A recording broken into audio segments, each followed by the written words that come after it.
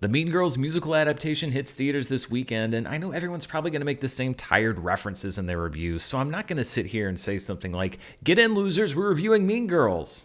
Oh, but I did it.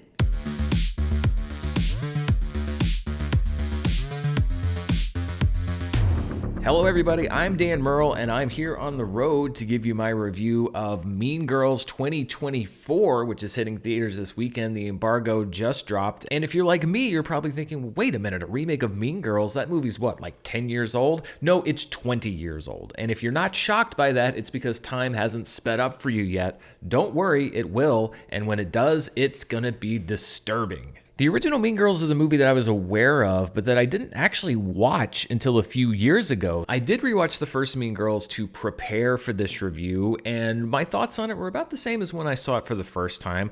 It's a really strong cast, and I think it's got some great jokes in it. A lot of the high school stuff I felt like was fairly standard, but I understand why it has endured for so long culturally, because the high points, the high highs, the funny jokes are worthy of being remembered. This version is an adaptation of the musical that hit Broadway back in 2018. The screenplay is still credited to Tina Fey, who wrote the original, but this version is directed by Samantha Jane and Arturo Perez Jr. in their feature debut as a directing team. You probably know the story of Mean Girls just by cultural osmosis. New girl Katie Heron infiltrates the Plastics, a clique of high school girls who rule the school, led by Queen Bee Regina George. But as Katie works to undermine the Plastics, she finds herself becoming one of them as hijinks/drama ensue. Taking over Lindsay Lohan's role as Katie is Angourie Rice, who captures the naivete that this character has perfectly, and she also does well with Katie's transformation as her undercover role becomes a little too real.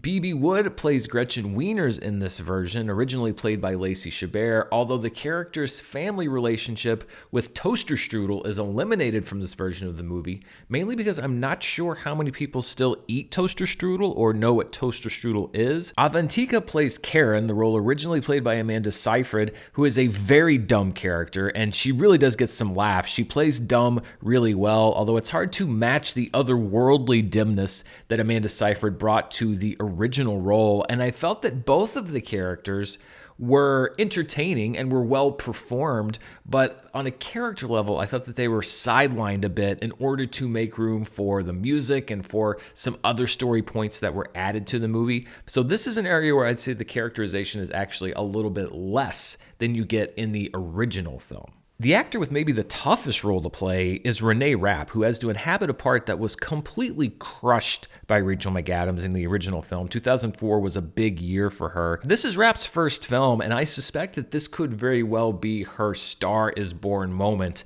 because she owns this version of Regina George. This is a part that she played on Broadway, and she brings all of that and more to the film version, that stage presence that also just, I think, lights up the screen. The entire cast of the movie does really well, but Renee Rapp gets, I think, the show-stopping moments, which really isn't that much of a surprise because in drama and in musicals especially, the villains are often the ones that get these star-making turns. The big bombastic numbers, that's what Regina gets in this movie, and Renee Rapp really does a lot with this role. Of the supporting cast, Auli'i Cravalho gets the most time to shine as Janice, Katie's first friend, who also initiates the plan to destroy Regina. Of course, I'd heard her sing as Moana, but this was the first on-screen acting performance where I really got to see what she can do. And I think that the character's done a lot of favors because they expanded the role for the stage. That carries over to the film, and it really is an exceptional supporting performance in a movie, by the way, that really doesn't have a bad performance in it.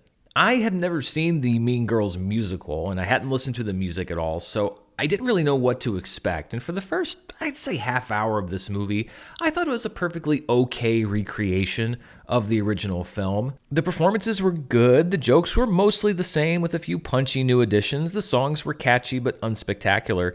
But as the show progresses, this Mean Girls seems to give itself permission to be its own thing.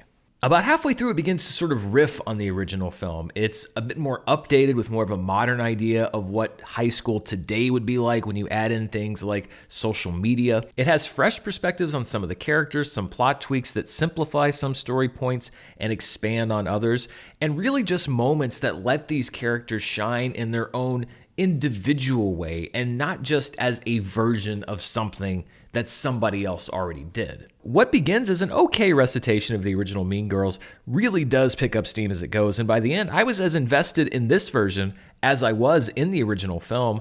I'd even go so far as to say that this version of Mean Girls, while it may not surpass the original film, definitely challenges it, and I think earns the right to stand side by side as an alternate version of the same movie that's just as satisfying, but in different ways than the original. Yes, you lose some of the stuff that's great about the first film, Amy Poehler's performance and a lot of the other supporting performances and some of the jokes, but I think that you also gain a lot, especially if you're coming at it from a more modern sensibility and what high school is like right now. There's a lot to be added to this story here, in addition to the stuff that's taken away. And I think that you really can view this as sort of 1A and 1B of the same story in a way that I think is similar to how I view the original West Side Story and Steven Spielberg's version. I don't think that the remake surpasses the original, but I think you can watch them together as two alternate angles on the same story, both satisfying.